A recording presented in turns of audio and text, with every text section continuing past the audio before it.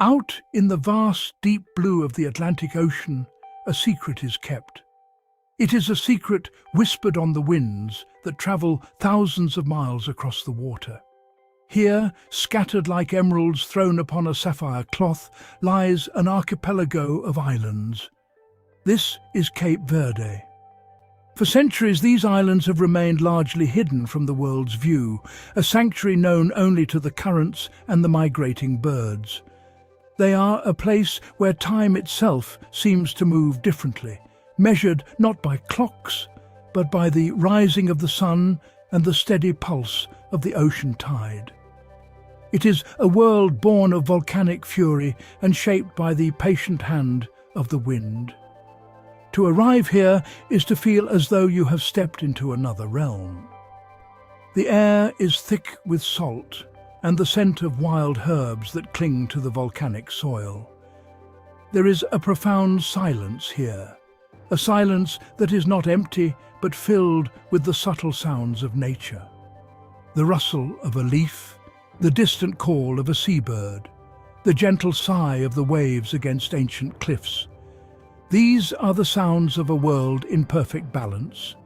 The islands appear on the horizon, first as faint smudges, then as dramatic peaks rising from the sea. They seem to call to you, promising a glimpse into a life lived in deep connection with the planet.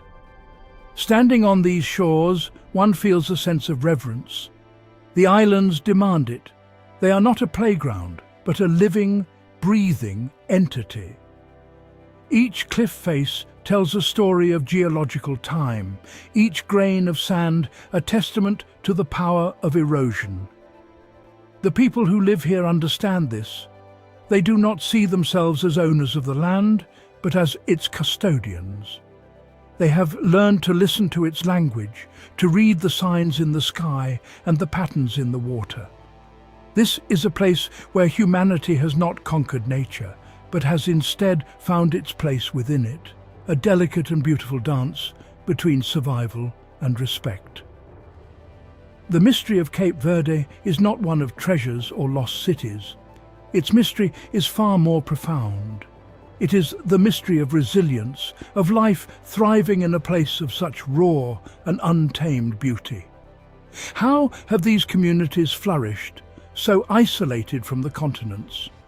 How have they preserved a culture so rich and vibrant, a spirit so warm and welcoming, in the face of such powerful natural forces?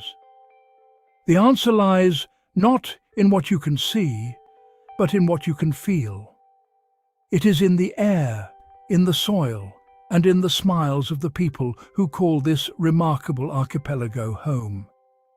It is the Atlantic's best-kept secret. If you enjoyed this journey into Cape Verde's hidden wonders, make sure to subscribe to our channel for more stories from the world's most extraordinary places. Join us as we continue to explore the planet's best-kept secrets. The story of Cape Verde begins with immense violence. Deep beneath the ocean floor, the Earth's crust tore open, and molten rock surged upwards. For millions of years, volcano after volcano erupted, building these islands layer by layer. The landscapes that remain are a testament to this fiery birth.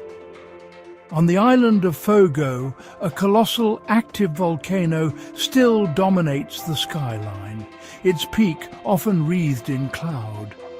Its dark, ashen slopes stretch down to the sea, a stark reminder of the power that slumbers just beneath the surface.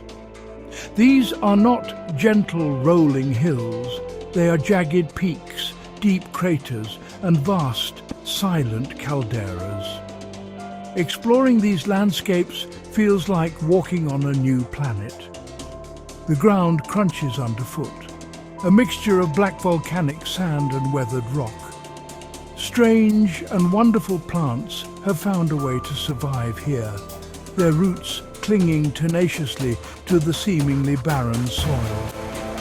The dragon tree, with its thick, gnarled trunk and umbrella of spiky leaves, stands like an ancient sentinel, having watched over these islands for centuries. There is a sense of immense age here, a feeling that you are a fleeting visitor in a place where time is measured in geological epochs, not human lifetimes. The silence is profound, broken only by the wind. Yet, amidst this harshness, there is incredible beauty. When the sun hangs low in the sky, it casts long, dramatic shadows across the mountains, painting them in shades of orange, purple, and deep red. The volcanic soil, so seemingly inhospitable, is incredibly fertile in places. In hidden valleys and on terraced slopes, life bursts forth in a riot of green. Here, farmers have worked for generations, carving steps into the mountainsides to grow corn, beans and coffee. It is a stunning display of human ingenuity and a partnership with the land, transforming a challenging environment into a source of sustenance and life. The contrast is what defines Cape Verde. One moment you are standing on a windswept, lunar-like plain of black rock, feeling the raw power of the planet. The next you are descending into a lush, green valley, alive with the sounds of birds and the scent of blooming flowers. This duality is the very essence of the archipelago. It is a place of fire and water, of barrenness and fertility, of immense power and delicate life. The islands are a constant reminder that even from the most violent of beginnings, the most beautiful and resilient forms of life can emerge and flourish. For the people of Cape Verde, the ocean is everything. It is their highway, their larder, and their constant companion. Its rhythms dictate the pace of life in the coastal villages that cling to the island shores. Before the sun has even risen, the fishermen are awake. They gather by their brightly painted wooden boats, their voices a low murmur in the pre-dawn quiet. There is a ritual to their preparations, a series of movements passed down through generations. They check their nets, they read the sky, and they speak to the sea, offering it their respect before they venture out onto its vast expanse. Watching them launch their boats is like watching a carefully choreographed dance. They work together, pushing the heavy vessels across the sand and into the gentle surf. With a final coordinated heave, the boats are afloat and the men leap aboard. Their engines sputter to life and they head out towards the horizon, becoming small specks against the shimmering water. They are searching for tuna, for wahoo, for the bounty that the deep Atlantic provides. They know the currents and the hidden reefs like the back of their hands. Their survival and the survival of their families depends on this intimate knowledge. Back on shore, the village waits. Life moves at a slower pace. Women mend nets in the shade of an acacia tree, their hands moving with practiced speed.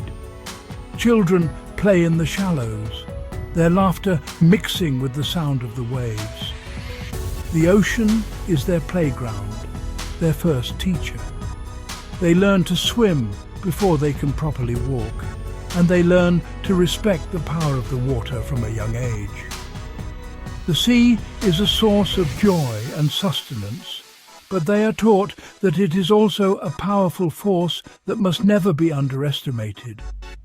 The village's fortunes rise and fall with the tides. When the boats return in the afternoon, the village comes alive. A crowd gathers on the beach as the fishermen haul their catch ashore. The silver bodies of the fish glint in the bright sunlight. The catch is shared, sold, and prepared for the evening meal. This is the culmination of the day's work, a moment of communal success. The ocean has provided once more. As the sun sets, casting a golden glow over the water, a sense of peace settles over the village.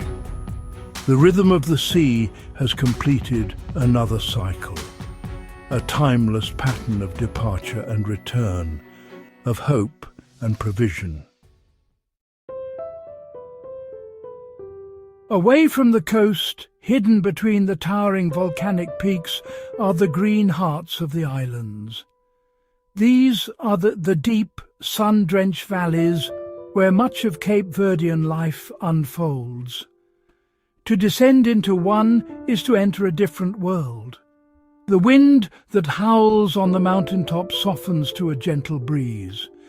The air grows humid, thick with the scent of damp earth, sugarcane and ripening mangoes. Here, gravity and water have worked together to create pockets of incredible fertility. Terraced fields, built by hand over centuries, climb the steep valley walls like giant green staircases. Life in thee is a testament to perseverance and community. Every patch of fertile ground is precious. Families work together on their small plots, cultivating corn, beans, cassava, and sweet potatoes. The work is hard, done mostly by hand with simple tools, just as it has been for generations. Donkeys, laden with produce or water, are a common sight, patiently making their way along the narrow, cobbled paths that crisscross the valley floor. There is a slow, methodical rhythm to the work, dictated by the seasons of planting and harvesting. It is a life lived close to the soil. The villages themselves seem to grow out of the landscape. Houses with stone walls and brightly painted doors huddle together, connected by a maze of winding lanes.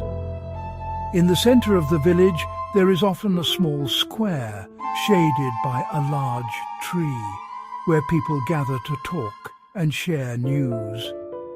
The sound of children's laughter echoes through the valley, mixing with the crowing of roosters and the gentle strumming of a guitar. There is a powerful sense of community here. Everyone knows everyone else, and neighbours rely on each other. It is a support system built on shared history and mutual trust. As evening approaches, the valleys fill with the soft golden light of the setting sun. The work for the day is done. The aroma of cooking fires drifts through the air as families prepare their evening meal, often a simple, hearty stew called. Music is never far away. The soulful, melancholic melodies of the traditional music of Cape Verde often drift from an open doorway. It is a music that speaks of longing, of love, and of the deep connection to this land. In these valleys, life is simple, but it is rich in tradition, community, and spirit. Cape Verde is not only a sanctuary for people, it is a vital refuge for wildlife. These creatures, too, live their lives in harmony with the powerful elements of the islands. Perhaps the most poignant story is that of the loggerhead turtle. For millions of years, these ancient mariners have been navigating the vast oceans, and each year they return to the quiet, sandy beaches of Cape Verde to lay their eggs. Under the cover of darkness, a female turtle will haul her heavy body from the surf, a slow and monumental effort. She is a gentle guardian, fulfilling an ancient instinct. The process is one of incredible patience and vulnerability. She crawls up the beach, seeking the perfect spot above the high tide line. Then, with her powerful flippers, she begins to dig, sending sand flying as she excavates a deep chamber. It is a slow, rhythmic process, a dance performed in near silence under the light of the stars. Once the nest is ready, she lays her precious eggs, a future generation of ocean travelers. Her task complete, she carefully covers the nest, camouflaging it from predators before making her slow, exhausted journey back to the solace of the sea, leaving only her tracks behind. These islands are also a paradise for birds. The air is filled with their calls. On the remote, uninhabited islets, huge colonies of seabirds nest on the sheer cliff faces, safe from terrestrial predators. Brown boobies and magnificent frigate birds soar on the thermal updrafts, masters of the wind. The frigate bird, with its enormous wingspan and forked tail, is a particularly spectacular sight. The male, during courtship, inflates a brilliant red pouch at his throat, a stunning display against the deep blue sky. They are a vital part of the island's ecosystem, connecting the sea and the land. Life for these creatures moves at a different pace. It is a slow-motion drama that unfolds day after day. A crab scuttles sideways across the black volcanic rock. A gecko, perfectly camouflaged, waits motionlessly for an unsuspecting insect. In the turquoise waters just offshore, a school of flying fish might suddenly erupt from the surface, gliding for incredible distances on their wing-like fins to escape a predator. Observing this wildlife is to witness the perfection of adaptation. Each creature is exquisitely suited to its environment, a living example of nature's ingenuity and the delicate balance of life on these isolated Atlantic isles. To truly understand Cape Verde is to stand still and simply feel. It is to feel the wind, a constant presence that shapes the land and the lives of its inhabitants. This is not a gentle breeze. It is a powerful, life-giving force that travels across the Atlantic. It cools the intense heat of the sun. It powers the windmills, and its whispers carry the stories of the islands. To stand on a cliff top and feel this wind on your face is to feel the immense scale of the ocean and your own small yet significant place within it. It is a feeling of being connected to the entire planet. Then there is the sun. It beats down with an intensity that bleaches the color from the landscape at midday, but it also provides the energy for all life. It warms the soil, ripens the fruit, and casts the world in a brilliant, clear light.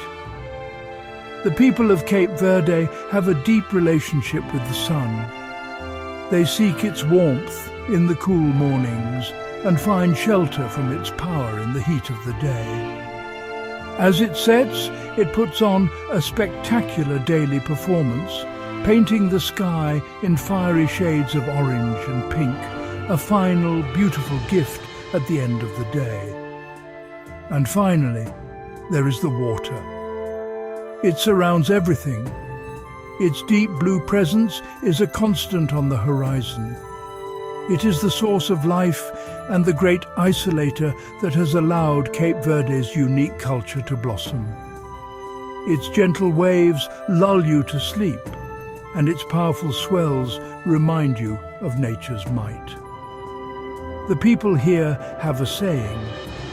It is a word that does not have a direct translation, but it embodies a spirit of hospitality, kindness, and gentle warmth. This spirit feels as if it has been born from the elements themselves, as warm as the sun, as deep as the ocean. Here, in this Atlantic paradise, one finds a rare harmony.